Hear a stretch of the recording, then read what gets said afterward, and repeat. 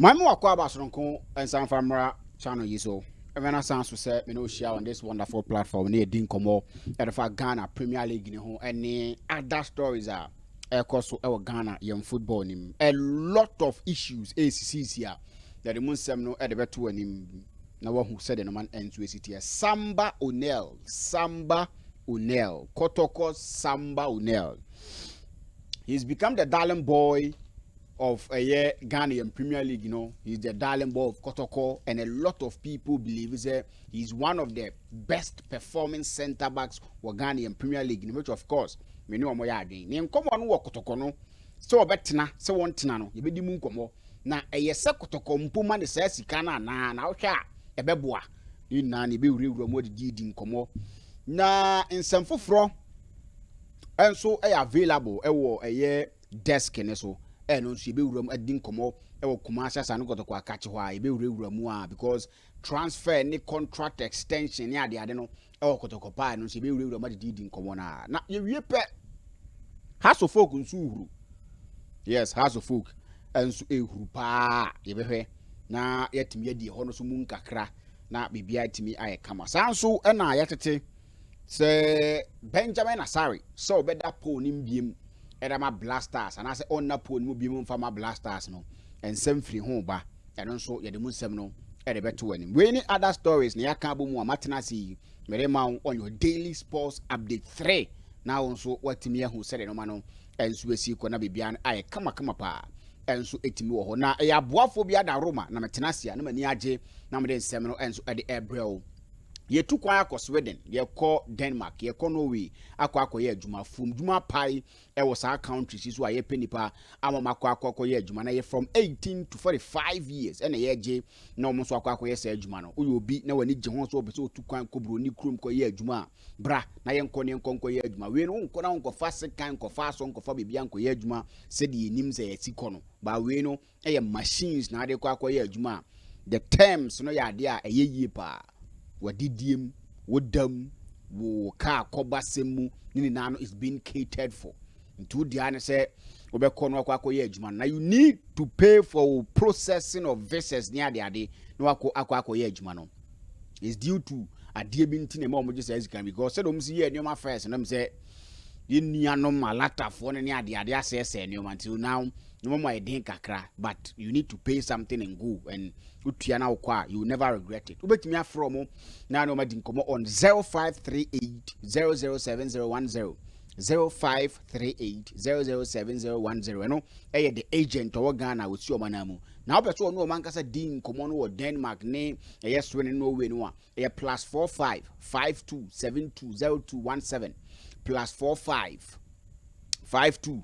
720217 na afi no madi nkomo na bibia no enso atuma efefefe enso atimo ho ba bia metimi akanfo dia ma se ko ne omo ni nkomo na bibia no enso entimi nko ye sanso na me kanfo the Kemwe Afrique enso atimi dia ma the Kemwe Afrique ba bia ye ko ne akodi ye African print so what you say o pata the papa she enso atimi da kwa akodi ujuma bia na the Kemwe Afrique na me kanfo enso atimi dia ma o yo ba o ye bema ope watade ahye de akọ adwuma ope watade ahye e de akọ program bia opa the Kemwe Afrique na mekanfo enso atimi da ma to betimi afro mo na ne omadi nkomo on 0544975214 0544975214 na afei what did nkomo no na yefe enso atimo na bibia no enso atimi agina yi nti ko no omuni nkomo na bibia no enso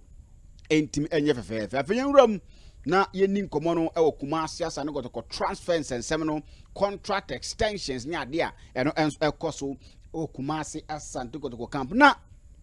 abrantia ono ena ye captain edema Kumasi asa ne gotoko boboku no yi na enim se e abrantia your friend Samba Unel na ye captain edema Kumasi asa ne gotoko at the end of this current season na the contract oni Kumasi asa ne gotoko wono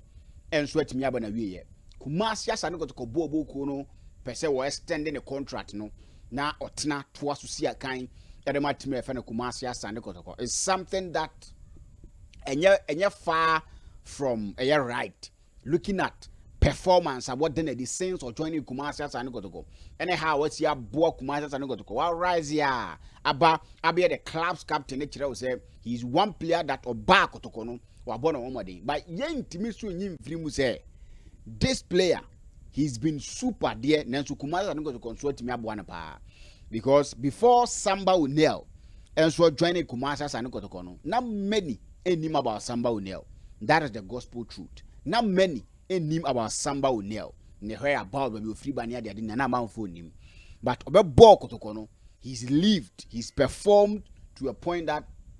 I think say a man for who Samba Unel, and now he is pushing and pushing and pushing. Ope or more Ghanaian Premier League in my bit make say or me a trusted center backs are they can give you performances are a consistent untimi Samba Unel frame.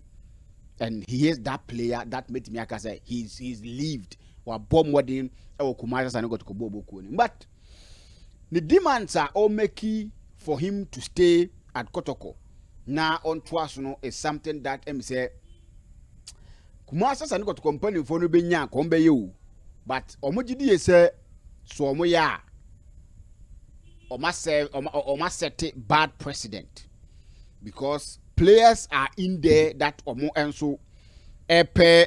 contract extension Kamara mo Ablo mo intimanu mo pitami diwa komuna no players are omo enso epe contract extension ni ade inti o sha branch no contract extension na yetete se bebe $5,000 no demand for a month no enye se bia Kotoko ntimi ntua o ba se Kotoko timi ko tua pe then players will also come and demand in that region. And it's something that Kumasi and Kotoko mienu. It's not like they are not in any sort of conversation with a branch of Samba Unel. In fact, they are in conversations upon conversations, trying to convince him. Say, Omra from Kakra. Now, untimin threat normal nanka, untimin twasun siakai, and from a crop ya Kumasi as an Kotoko. But a branch no has said no man city no way neoma. Utim say sikasem no ya dey bibio but Samba ba Kotoko they were feeling that one main Canada were feeling because according to Lawrence Osaya we goalkeeper Edema Heart of Lions no or say Samba ebo kakra ewo oboase amfa oko House of Folk Aroras wo amfa ene wa ba Kotoko afa ma no nti senka players e the loyalty sem na ye adwuma ene how our team say sifa abo mo na ye adwuma Samba Unel kura no hia se Kotoko be boni puma obeka se yesa ma mesi ansa na matena but players no they don't deal with loyalty they deal with the moment and what is available what they are demanding the course they are having on their tables and how people are on them so omumra no ko jisika so when nsem na o kana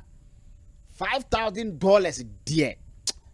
e be day and if bibi ansesa na Samba Unel be gina $5,000 in the part yeah. This will be in the last season of Kumasi and Kotoko. This will be Samba Unel's last season. Kumasi and Kotoko because Sesikano, Se Kotoko tries to obey Tia Sesikan, the my branch of Samba Unela. Kotoko for Nankasa him say Omo Bechere Womo. Yes, because Utia Sesikan the manner obey renewers, other players, and so be back for contract extension near the day. They will go into that table. Now, when they come to the table, they will also demand in that region. Now they are not important and integral as a branch of Samba Unel. They can't hit in the region of $5,000, but they will be hitting the region of $2,000 more and $3,000 money at the day. And Saba Mupe, if you are going to use that huge sums of money to pay players, medical bills, fuel more. Any a year winning bonuses, ne other matters are a sound club no, or then where the mujuma. So, got a company for no pepana so mubenya and Gasamba Unel betina. But the money involved, any neoma Samba Unel lead hum common is something that a scare Kumasi and Kotoko company for. So, said the enormity conne said the me see who your money there. The easiest way for Kotoko and Samba Unel is for them to part ways. And parting ways in Teresa and Kotoko should sell him. The red general transfer window him. Team Biaba Kotoko will be willing to sell him. and that is in some way free hoba me the air to him. That is in some way Matia me the moon 7 edema Kotoko enya and Samba betina nanka o matwa so na yefe keeping players and other stuff, but the money he is demanding anyhow Kotoko see sure more finances no emwa Kotoko financially emwa Kumasi and Kotoko. So I think say idea I something which is the ama bibiano enso etimesi ni trust nti se bibia nsesa na se ya na ye be kono na se ya na ye be ye ne dia emi se Samba O'Neal the last season na osi akan adama team efen Kumasi Asante Kotoko ni, and you can't blame Kumasi Asante Kotoko, the country that we dey in no sika 70 players won sen 7 ya dia aye din kakra because we Kotoko sika wo jejeje e wa Africa boy mu a ni na no o ma spend wo e kwan o mu 2 year. So I think say enya de ye beboa so that ase if Kumasi Asante Kotoko decide say omo enso beye sa de na emi say enya de ye beboa ama bibia no enso atimi akoyie, but Asante Kotoko players not there. This is some of the things that yakasa obo Kotoko awunya ya na amanfo dwene say aya na ye di agro. Kumasi Asante Kotoko players not there. Yes, o mat there before omo ebo wura mu ewo eye Kumasi ne importamu after mu kodi Accra since Saturday na ase den no on say Kotoko enso eye sponsors a omo no omo di djuma no na omo enso eye program bi enso ewo mo ho nti e be say team ne tofa ho na team ne to a wo tofa ho ne nsam a efiri mu ba na kire say Kumasi Asante Kotoko player bia no at least when you cry from 3,000 Ghana cedis to 4,000 Ghana cedis there.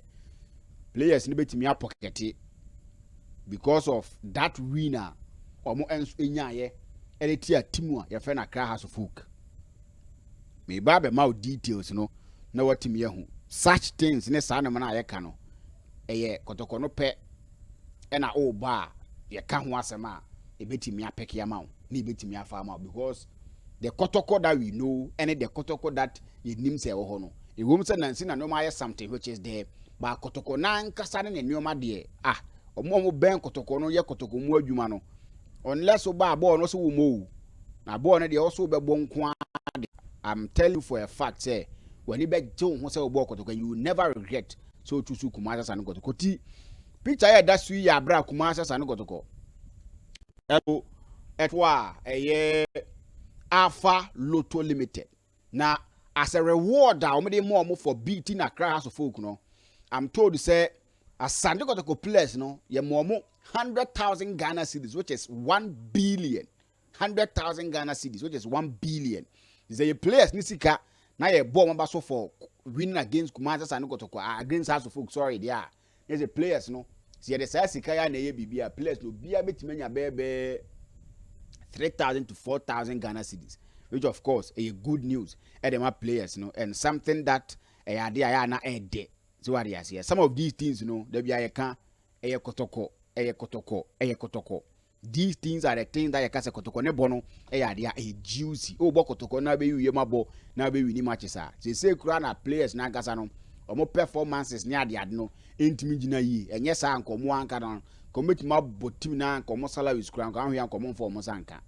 na ro mo na nkasa nsisi no minima ya na ha players no nti good news no Asante Kotoko players na kwa koje 100,000 Ghana cedis 1 billion e dey show mo ho a omo nso eba dey dey new watch how to focus anya 3 points ni asama o say sika we sefa kofia I think say enye easy kra and a good one. The my team friend Kumasi Asante Kotoko kama pa o magiska no enso atimedia 2 year and I hope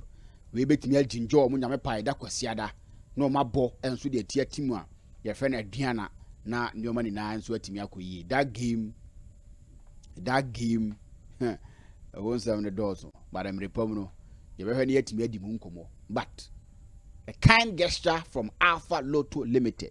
Kumasi Asante Kotoko sponsors my team no 100,000 Ghana cedis for winning against House of Folk. The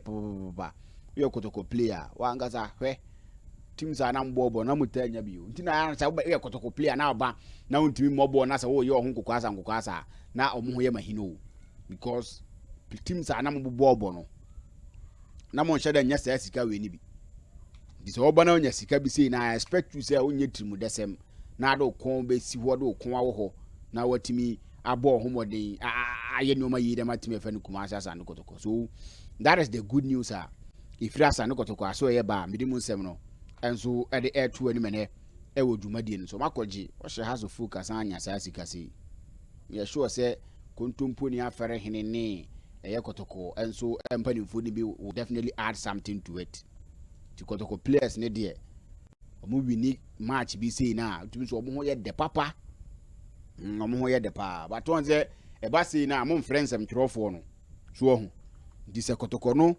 e duru mire bi na sei bi a sika bi kama which of course we say enkam ba kamu anam di mani ato no ma bi a mojeje ni won chenchen a empanimfo anka ho asema a moje kocheye no na ma ye ne fefefe na ye fe na ye de so what you say because mo nim say mo wini matches ni bi atimi ba boro so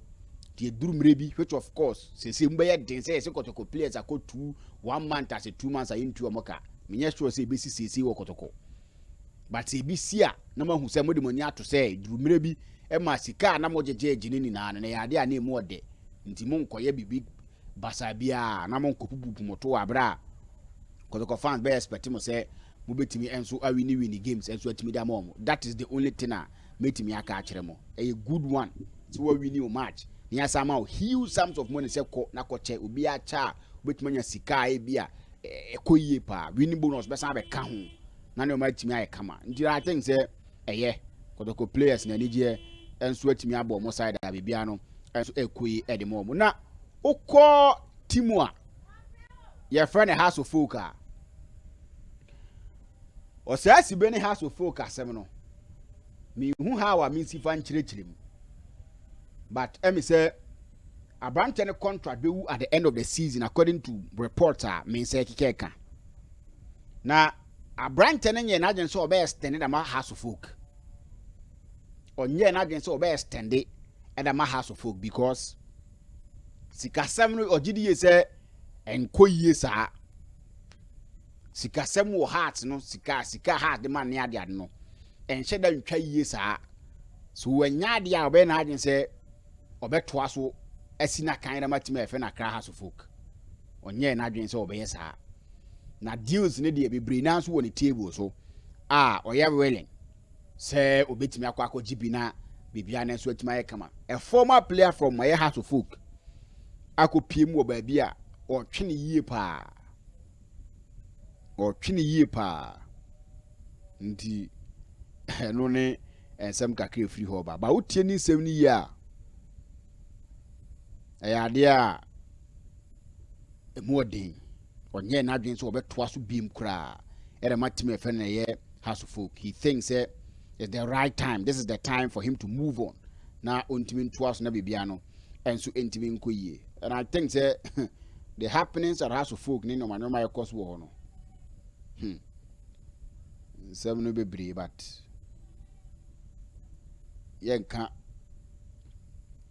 yenka bibia mfa ho. But we hope house of folk between na resolve issue no.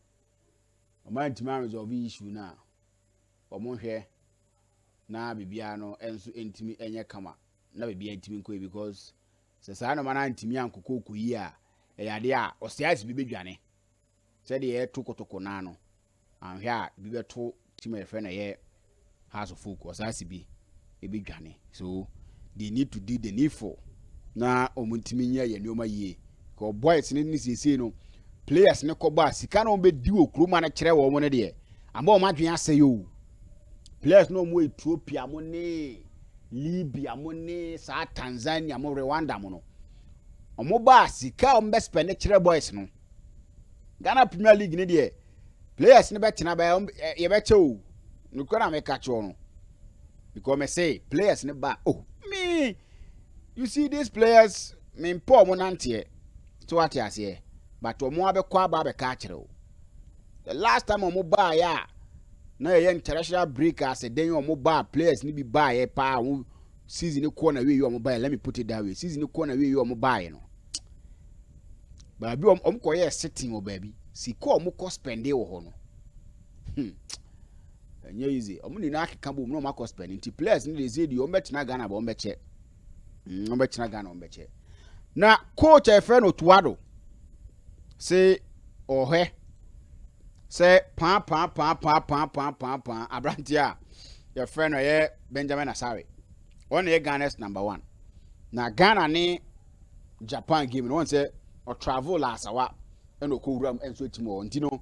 coach Otuado say oye fit pa oye health ye na omohwe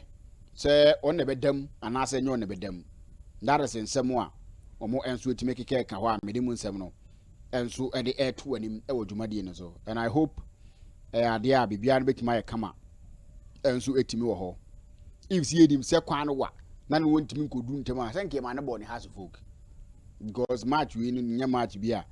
e sheda bro so bia sa ne ade tinka o ma ne gina ho asenke nya bad so what you say aha but akwa koduru ho en no mo check so obebo ana ommo ndini na no ene ensensem o free Benjamin Asare de ni mu ba me de to anim enso e wodwumade no so me ko no ma men kanfo Israel consult man Israel consult so passport or business certificate or bank statement hotel reservation flight booking ni na no oye wona so ye 0547247709 0547247709 wasi yenko Spain yenko Dubai yenko live in Macedonia yenko ye adwuma ni na no enso atimi apai Serbia apai ni na no eye babia wokọ akodiska pupuduo enso atimi dia go botom o dia nso ne be din komo on 0547247709 na na tukwan na bibia no enso etima efefefe enso etimi ho ye besa share biem on this wonderful platform some other time macrao.